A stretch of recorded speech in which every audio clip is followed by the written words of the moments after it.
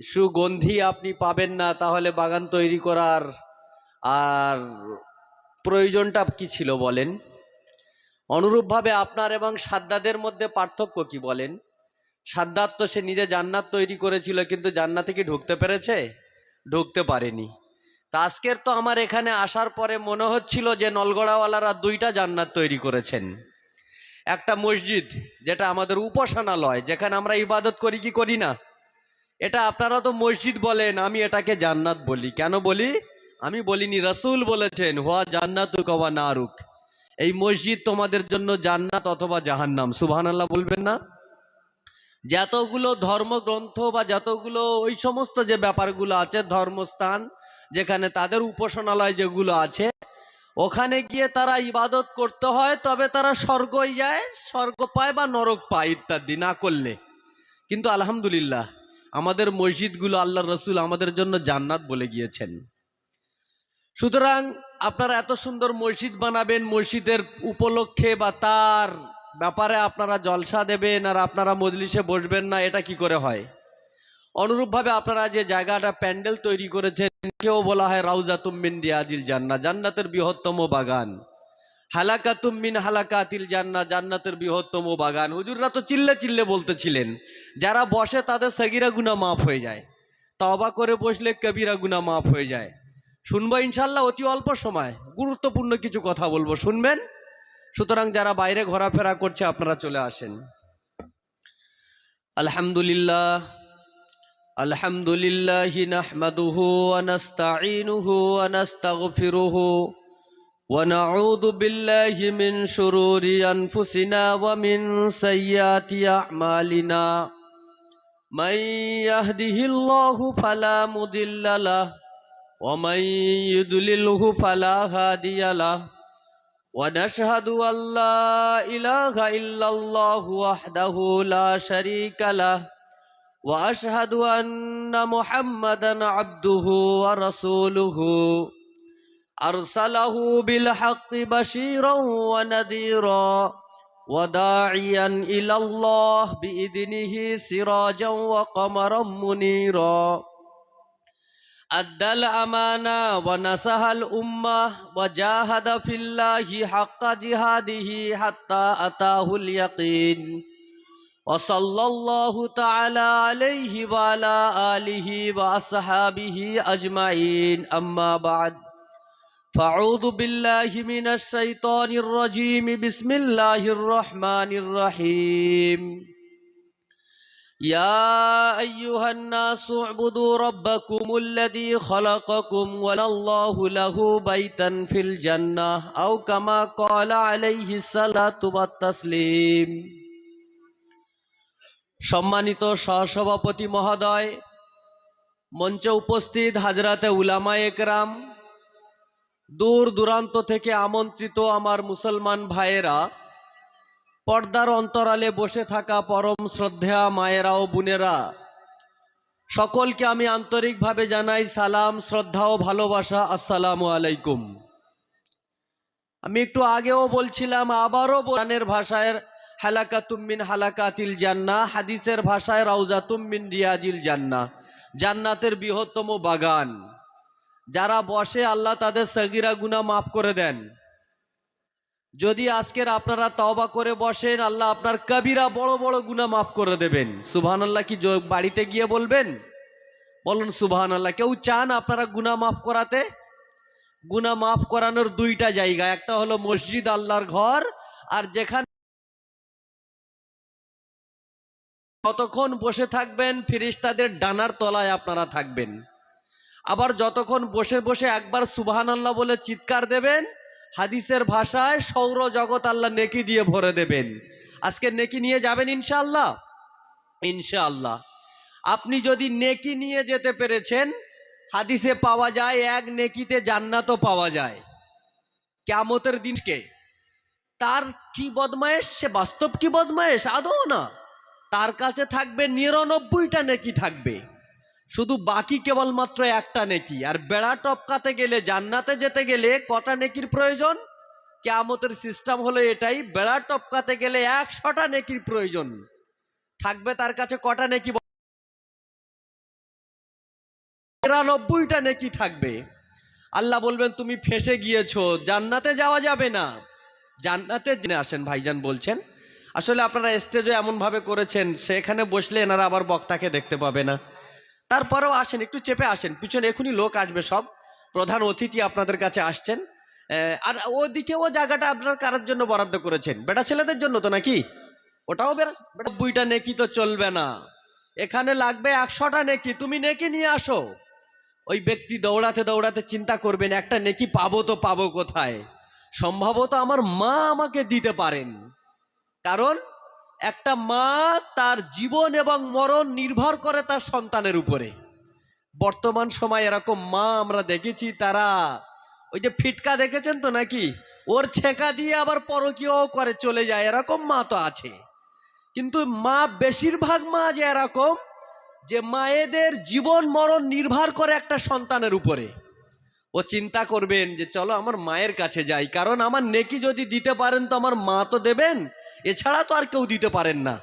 দৌড়ে চলে যাবেন মায়ের কাছে, গিয়ে বলবেন মা দেন না একটা নেকি। আপনার আমার জীবন মরণের কাছে তো আপনার জীবন মরণ তো নির্ধারিত ছিল, দেন না একটা নেকি। একটা নেকির জন্য আমি আটকে গিয়েছি। মা সেদিনে বলবেন কে বলেছে আমার সন্তান তুমি ছিলে? আমার কোনো সন্তান ছিল না। আমি সেদিন মিথ্যা কথা বলবে মা।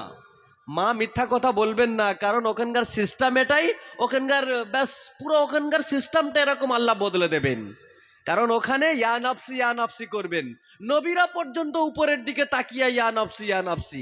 উলুল আজমে মিনার রাসূল হযরত মুসা আলাইহিস সালাতু ওয়াস সালাম উপরের দিকে তাকিয়ে ইয়া নাফসি আমার কি দেবেন? মা বলবেন আমার কোনো সন্তান নেই। ওই মা, যে মা তার প্রসব যন্ত্রণা হাদিসের ভিতরে পাওয়া যায়, সেটা বর্ণিত আছে। অনুরূপভাবে ইমাম গাজালি যদি পাহাড়ের উপরে রাখা হয়, লানসাক্কাল জিবাল, পাহাড় চূর্ণ বিচূর্ণ হয়ে যাবে। তারপরেও মা মুস্কি মুস্কি হাসেন। যদি কেউ জিজ্ঞাসা করেন মা এত কষ্ট তারপরে হাসেন কেন, মা বলবেন এটা কষ্ট তো কোনো কষ্ট নাই, আমার কলিজার টুকরা বুকে ধারণ করব, তখন দেখবি নেকি, তখন দেখবি হাসি কাকে বলে। সেই মাও একটা নেকি দেবেন না। তখন মনে মনে করবেন বাবার কাছে যাই, বাবা দেবেন নিশ্চয়ই। কারণ বাবা তো নলগড়ার হাটের উপরে আমার জন্য দোকান করেছিলেন। চুরি ছিনতাই বদমাইশি মিথ্যা যা কিছু বলতো আমার কল্যাণের জন্য তো বলতো। জাগা জমি করেছিলেন তো আমার জন্য, অট্টালিকা তো আমার জন্য করেছেন, নিশ্চয়ই একটা নেকি দেবেন। বাবার কাছে যাবেন, গিয়ে বলবেন বাবাজি একটা নেকি দেন না। বাবাও বলবেন আমার কোন সাহত্য বোধ মনে করবেন, আর ভাববেন দিতে কে পারেন। চিন্তা করবেন যে আমার স্ত্রী দিতে পারেন। কারণ হাটে তো যেতাম ঘটি হারানে, শাড়ি চুড়ি ব্লাউজ তো তার জন্য আনতাম, কসমেটিক সবকিছু তো তার জন্য তো কিনতাম, নিশ্চয়ই একটা নেকি দেবেন। চিন্তা করে স্ত্রীর কাছে যাবেন, গিয়ে বলবেন স্ত্রী দাও না একটা নেকি, আটকে গিয়েছি। স্ত্রী বলবেন আমার কোনো স্বামী নাই, সন্তান বলবেন আমার বাবা নেই, মেয়ে বলবেন আমার বাবা নেই, এটা ওখানকার সিস্টেম। ওই ব্যক্তি তখন অসহায়ত্ব বোধ করবেন, আর ধীরে ধীরে আগিয়ে যাবেন। যাবেন কোথায়? যদি একটা নেকি কেউ দেয়, আবার ভাববেন বাবা দিল না, মা দিল না, স্ত্রী দিল না, ছেলে দিল না, মেয়ে দিল না, আমার নেকি দেবেটাকে। যখন মুখটা মলিন করে নিয়ে যাবেন, বাংলার ৫ জানেন তো, ওই রকম ভাবে যাবেন। তখন একটা জনৈক ব্যক্তির সঙ্গে যাদের কাছে বলার ব্যাপার ছিল, তাদের পায়ে ধরে এসছি, তারা তো দেয়নি, তোর কাছে বলবো, তুই কি সমাধান করবি? আরে বলো না, তোমার ব্রেনটা তো একটু হালকা হবে। বলতে দেরি সে চিৎকার দিয়ে বলবেন আমার একটা নেকির প্রয়োজন ছিল, আর এই নেকির জন্য বাবার কাছে গিয়েছি, দেয়নি, মাও দেয়নি, স্ত্রীও দেয়নি, ছেলে দেয়নি, সন্তান দেয়নি, তুমি কি করবা? বলতে দেরি পকেট থেকে একটা নেকি বার করে দিয়ে দেবেন, কারণ তার ঝুলিতে আর কিছু ছিল না, শুধু একটাই নেকি ছিল। সে মনে মনে করবে আমার না হোক না হোক বাবা, ওর তো হোক, ও ৯৯টা নেকি নিয়ে আটকে গিয়েছে, আমি একটা নেকি আর কোথায় দেব? দিয়ে দেবেন। ও হাসতে হাসতে আল্লাহর কাছে যাবেন। আল্লাহ বলবেন তুমি হাসি হাসি ভাব কি বাবার, তুমি হাসো কেন? প্রভু নেকি পেয়ে গিয়েছি। আল্লাহ অবাক হবেন।